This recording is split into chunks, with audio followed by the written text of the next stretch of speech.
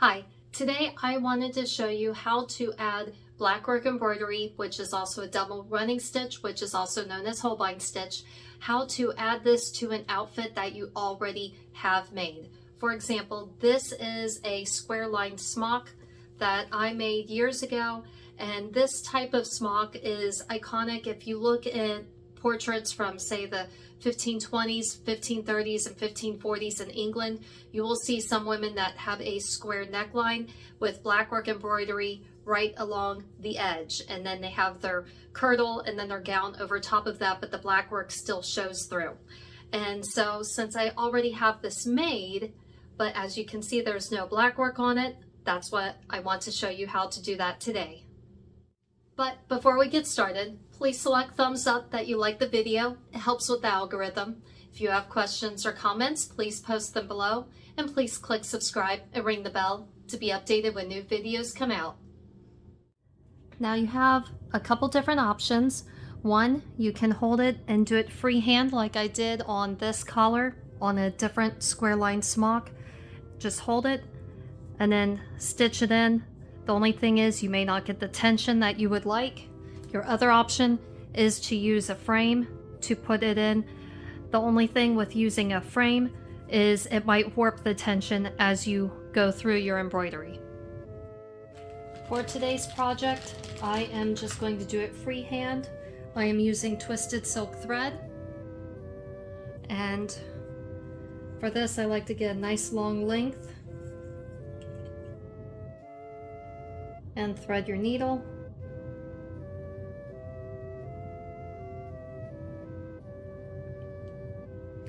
And for the other end, I like to put beeswax on the tip. And just run the tail through just a few times.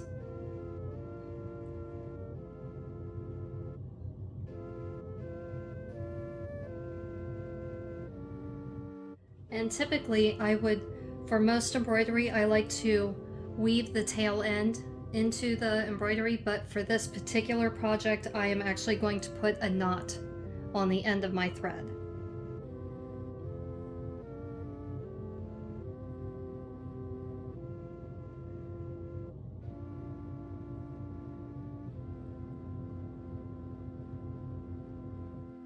And for this square neckline, I'm picking the back right corner.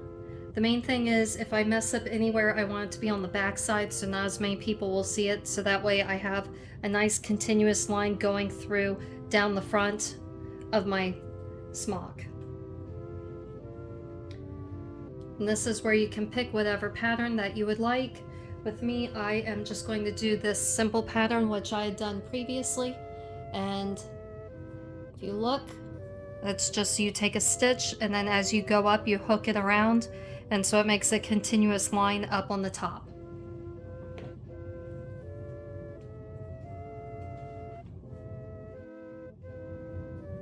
And even though I did put a knot on the tail of my thread, I have decided I do still want to weave it into the thread as well.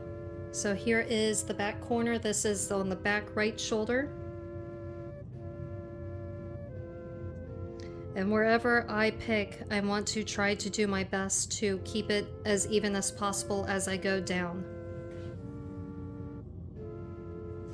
So I'm going to keep this little tail right here, and then that will get woven in to the back side of my embroidery. So from here, I just pull this back, and then however far apart you want to go, for this pattern, you just want to keep it consistent throughout the rest of your embroidery.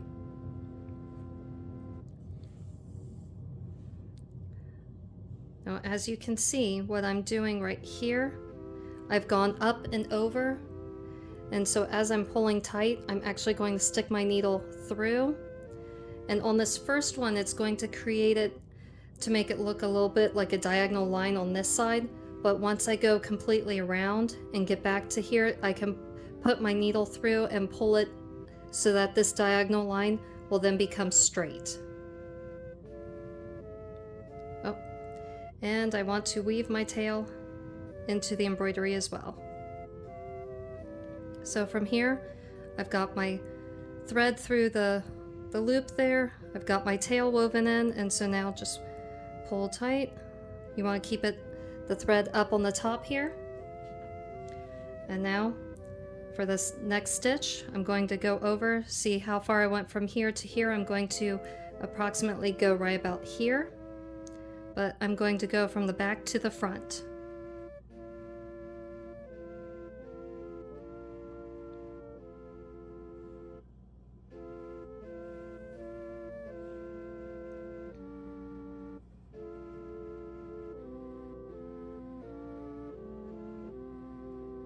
So I'm making sure my tail end is in here, putting my thread through the loop, and then pull tight. And you can start to see the pattern that will form. This is not specifically a historically accurate pattern for early 16th century England, but at the same time, I like it because it is a very simple, fast design that I can do on a smock that will create, if you look at a lot of shirts from 16th century England, you will find that they're all edged in black, or at least a lot of them are edged in black around the collar and the cuffs. And this is a way that I can get that line around the top edge and also give my smock some depth. So you can see I've got this loop here and the needle goes through. But for this particular pattern, if you notice, I'm not exactly counting the stitches. I am just approximating how much I go over. So this gives me kind of the look of black work without, I guess you could consider it cheating. But I like it because it is simple, gives me the decoration that I'm going for. And as you can see, I've got the line that's starting up on the top here. And then the front is mostly, if it weren't for the tail, it would be reversible. So once that tail is woven in, then it'll be reversible in the front and the back. And I will just continue going around the entire neckline until I have completed this pattern all the way around. And then my smock will have a black work type decoration around it.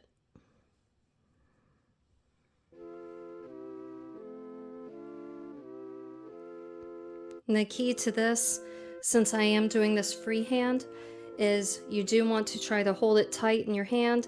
And as you can see, I'm kind of pulling the strings here to tighten this all up.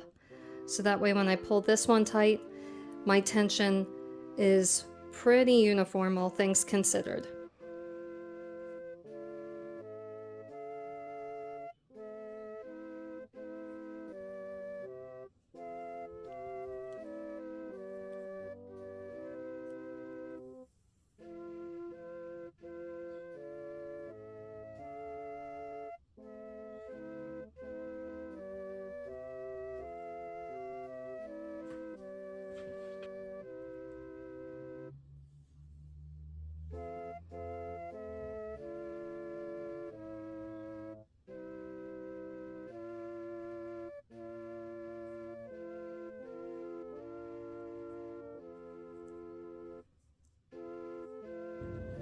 And here I am done adding the embroidery trim to the edge of the square neckline of my smock. And as you can see, for the most part, it's reversible on front and back, just like black work embroidery or Holbein stitch, but it gives it just enough detail around the neckline to help it stand out and give the effect of being black work.